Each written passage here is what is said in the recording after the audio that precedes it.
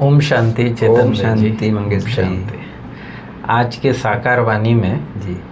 बाबा ने सर्विस के लिए खास उमंग उत्साह दिलाया है जी। और बाबा का कितना, इतनी एज में भी ब्रह्मा बाबा का कितना उमंग उत्साह था कि बाबा कहते हैं कि मतलब ऐसा कोई शहर नहीं छूटना चाहिए। और ख़ास आज बाबा ने दिल्ली पे तो बहुत ज़्यादा फोकस किया कि बाबा कहते हैं ये कैपिटल है तो सर्विस का इतना उमंग उत्साह होना चाहिए। सर्विस कैसे हम बढ़ाए, तो उसके लिए कितने कैसे बाबा के चित्र बनाए, कैसे फोल्डर्स बनाए, कैसे होल्डिंग्स लगाए। कभी कभी बाबा कहता है कि 20 बाय 40 का ऐसे एक चौराहे पे लगा दो ताकि बाबा का मना इतना बाबा को उमंग उत्साह कि आत्माओं को परमात्मा का परिचय मिले, शिव बाबा का परिचय मिले। भले बाबा कहता है तुम्हारे पास पैसा नहीं होगा ना तब भी हुंडी भर जाएगी अपने आप ही। आप सिर्फ करो हिम्मत का एक कदम आप आगे बढ़ाओ तो बाबा की 1000 गुना मदद मिलेगी। और ये प्रैक्टिकल बिल्कुल देखा है। चेतन भाई जी, हमारे यहाँ सेंटर बन रहा था। बहन जी के हाथ में मात्र 2000 रुपये और कंस्ट्रक्शन 2 लाख रुपए का। हिम्मत लगाई और बन गया मकान। उस समय की बात उस समय की बात, ये 25 साल पहले की बात मैं बता रहा हूँ। तो इस प्रकार से कि बाबा के कार्य को जैसे ये वरदान ही है कि भाई हिम्मत करो तो हिम्मत में मदद बाबा देता है। फिर आज के मुरली का गीत है मरना तेरी गली में। गीत बड़ा सुंदर है ये। मरना तेरी गली में, जीना तेरी गली में, मिट जाएगी हमारी दुनिया तेरी गली में। आए हैं तेरे दर पे जिंदगी लुटाने,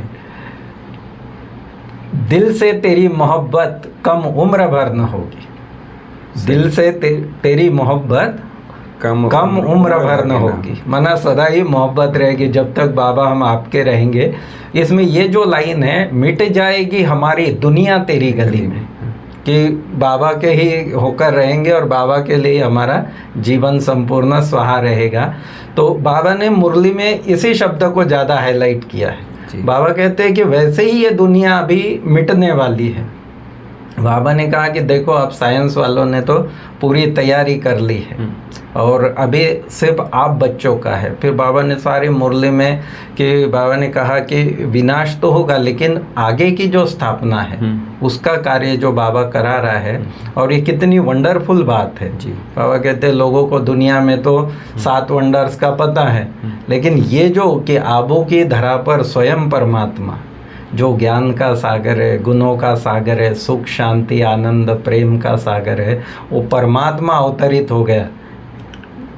ये किसी को, ये जो इतना बड़ा वंडर है ये किसी को पता ही नहीं है इस चीज़ का। फिर बाबा ने कहा कि ये जो रेस, सारा चक्र जो है ये रेस है आत्माओं की।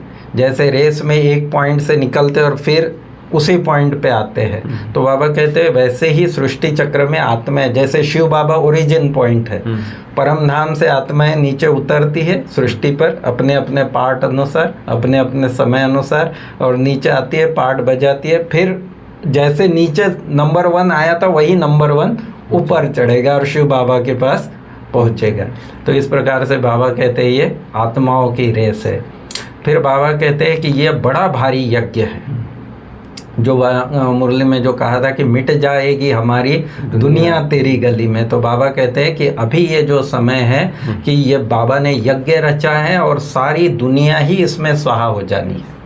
क्योंकि बाबा कहते हैं योग बल से तुम आत्माएं पवित्र बनती हो, तो पवित्र आत्माओं के लिए फिर पवित्र सृष्टि चाहिए। तो वो पवित्र सृष्टि इस यज्ञ से जो योग की ज्वाला निकलती है उससे बाबा कहते हैं ये सारा ही जो कचड़ा है वो सारा ही भस्म हो जाएगा। फिर बाबा ने कहा कि पढ़ाई भी, ये भी पढ़ाई, ईश्वरीय पढ़ाई भी और वो लौकिक पढ़ाई भी, बाबा ने कहा दोनों भी अच्छी रीति पढ़नी चाहिए।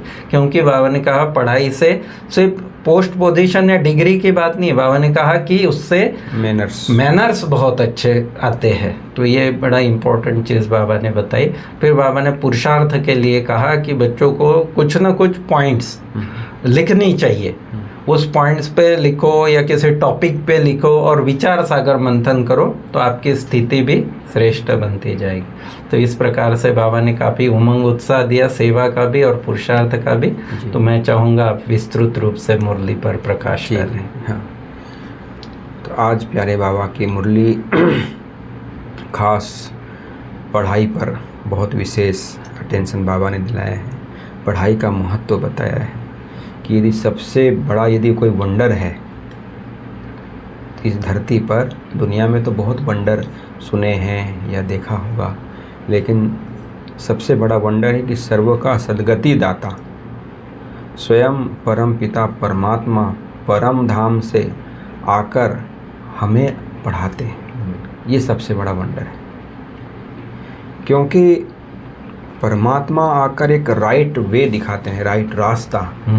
जो ट्रूथ है वो ट्रूथ रास्ता बता सकता है, जिसको सब जानकारी हो। और पढ़ाई के आधार पर ही हम अपने आप को, बाप को, सृष्टि चक्र को, अपने लक्ष्य को जान पाते हैं। तो इसलिए जो पढ़ाई का जो बाबा ने महत्व हम बच्चों को समझाया है, क्योंकि पढ़ाई से ही मैनर्स, जैसे बताया ना कि मैनर्स भी आते हैं, बातचीत करने का तरीका आता है। और जैसे कोई ऐसा वैसा बोलता है तो बोले पढ़ा लिखा नहीं है क्या, है ना। तो भगवान आकर जैसे पढ़ाई से कितने अच्छे, माना बाबा ने आज कहा कि जैसे किसी को भी संबोधित करते हैं तो आप कहकर संबोधित करना, है ना, तू तेरा करके नहीं, है ना। बहुत रॉयल्टी हो, एक दूसरे के प्रति रिगार्ड हो, और जो स्वयं उस बात को समझता है तो दूसरों को भी समझकर उस माना सम्मान देगा। तो इसलिए बाबा कहते हैं कि ये इस बात में विशाल बुद्धि बनना चाहिए, चाहे सेवा में हो या पढ़ाई में हो, विशाल बुद्धि हो। आज बाबा ने 4-5 बार मुरली में उन्होंने कहा कि हमारी विशाल बुद्धि होनी चाहिए, में बेहद की बुद्धि होनी चाहिए, हद वाली बुद्धि नहीं। मतलब ठीक है चल रहे हैं, कर रहे हैं, हमने इतनों का तो कर लिया, नहीं, हमें बहुत कुछ करना है, पूरे विश्व का कल्याण करना है, अपने आप का कल्याण करना है। तो ये विशाल बुद्धि बाबा ने कहा, क्योंकि परमात्मा आकर जो यदि सृष्टि चक्र का आदि मध्य अंत का राज समझाते हैं, एक्यूरेट समझाते हैं।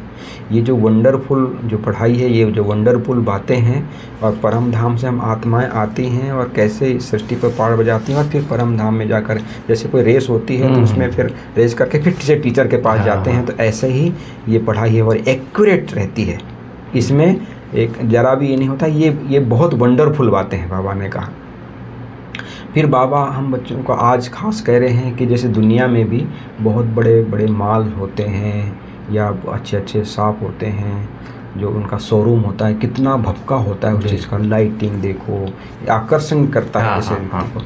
तो ऐसे ही बाबा कहते हैं, बाबा का घर हो, खास आज दिल्ली को याद किया है, बड़े बड़े शहरों में बाबा ने ये कहा कि ऐसा स्थान होना चाहिए। मतलब भपका का कहने का मतलब ये है, शानदार कहने का मतलब ये है कि माना दूसरों को आकर्षण कहने का मतलब ये नहीं कि बहुत हम उसको पॉश बना दें, बहुत बड़ा बनाए, माना अच्छा बनाए, अच्छी अच्छी चीज़ें लगाएं, उसका अर्थ ही नहीं। इसका अर्थ ये है कि ऐसे हमारे चित्र हों, ऐसे वहाँ की रूहानियत हो, ऐसा वहाँ का वातावरण बन जाए, ऐसा स्थान बन जाए जो सब आके उस शिव बाबा की को याद कर सके, मेडिटेशन कर सके, रह सके, प्यार से वहाँ का अनुभव कर सके, बाबा को समझ सके, ज्ञान को समझ सके, परिवार को समझ सके। तो वो बाबा कहते हैं ऐसा होना चाहिए। और आकर्षित वाला जैसे चित्र होते हैं तो किसी को दूर से लगा कि भाई हाँ ये कुछ होना चाहिए, दूर से ही समझ जाए। तो ये बाबा का कहने का मतलब है कि बड़े बड़े शहरों में ऐसे बाबा की दुकान होना चाहिए, खास बाबा ने ये कहा है। और फिर बाबा ने कहा इसमें समझाने वाले भी बहुत अच्छे फर्स्ट क्लास होने चाहिए। ऐसा नहीं कि कोई बहुत अच्छे रॉयल व्यक्ति आते हैं और फिर कोई ऐसा ही समझाने वाला हो जाए तो सब तो वो लोग ये बुद्धि में बैठ जाएगा ये तो ऐसे ही है ना, पूरे ब्रह्मा कुमारी इसके लिए बोल रहे हैं। हाँ, तो इसलिए बाबा ने कहा भगवान आकर यहाँ तो एक तो विश्व का मालिक बनाते हैं, है ना, और कोई मनुष्य नहीं बना सकता है, शिव बाबा ही बना सकते हैं। तो बाबा ने कहा जैसे ब्रह्मा बाप ने इस महायज्ञ को रचा और सब कुछ स्वाहा किया, तो एक उदाहरण बाबा ने दिया है कि क्या कोई भूखे मरे या इतने 300 लोगों को पाला। आखिर जब पूरी ये भी आके, लेकिन पूरा भगवान के प्रति निश्चय था, पूरी गरीबी पार्ट आया तो भी भगवान ने खाना जरूर खिलाया। बिल्कुल। तो बाबा कहते हैं सब कुछ, तो और सब कुछ मिलता है, हमने देखा। और बाबा कहते हैं जितना हम फ्राग दिल से, आज की मुरली, जितना हम फ्राग दिल से करते जाएंगे, चाहे हम स्थूल भी चीज़ हो या हमारा जो हमारे पास जो सूक्ष्म चीज़ है वो तो देना ही चाहिए, उसे जितना देंगे उतना बढ़ता ही है। लेकिन हमने अनुभव किया है कि हमारी स्थूल भी चीज़ें हम यदि किसी को देते हैं वो बढ़ता है, आता है, उसे कई गुना आता है। तो बाबा ने कहा फ्राग दिल ही होनी चाहिए, एक उसको माना दिल से टचिंग होनी चाहिए। ऐसा नहीं कि चलो मजबूरी से दे रहे हैं या रह रहे हैं या कर रहे हैं, वो नहीं बाबा ने कहा। तो बाबा के मतलब है कि भाई जब भी हम सेवा करते हैं उसमें खुशी हो और उसमें खबरदारी भी हो, क्योंकि हमारी जो रिजल्ट है पास विद ऑनर होने की, इसमें जो खुशी होनी चाहिए, बाबा कहते हैं वो हमारी याद के माध्यम से होती है, ज्ञान के माध्यम से होती है हमारे, क्योंकि हम पवित्र दुनिया बना रहे हैं तो हम अपने आप पवित्र बनते हैं, पवित्र सृष्टि चाहिए। तो इसलिए बाबा ने कहा जो खराब चीज़ होती है उसको हम आग में डालते हैं तब वो परिवर्तित हो जाती है, पवित्र हो जाती है, श्रेष्ठ हो जाती है। जैसे सोने को अलाई निकल जाता है, उसको आग में डाल के उसका ओरिजिनल स्वरूप आ जाता है। ऐसे ये सृष्टि का भी विनाश होना है, फिर पवित्र सृष्टि चाहिए, तो इसलिए बाबा ने कहा। तो बाबा ने बहुत अच्छे ये कहा है कि जैसे दुनिया में एडवर्टाइजमेंट लगाते हैं, है ना, एक ऐसा मतलब सेवा का इतना अच्छा सा ये बताया कि बहुत सुंदर सुंदर हमारे अक्षर होने चाहिए, लिखत वाले कहो या हमारे बोल भी बहुत अच्छे उनको लगने चाहिए।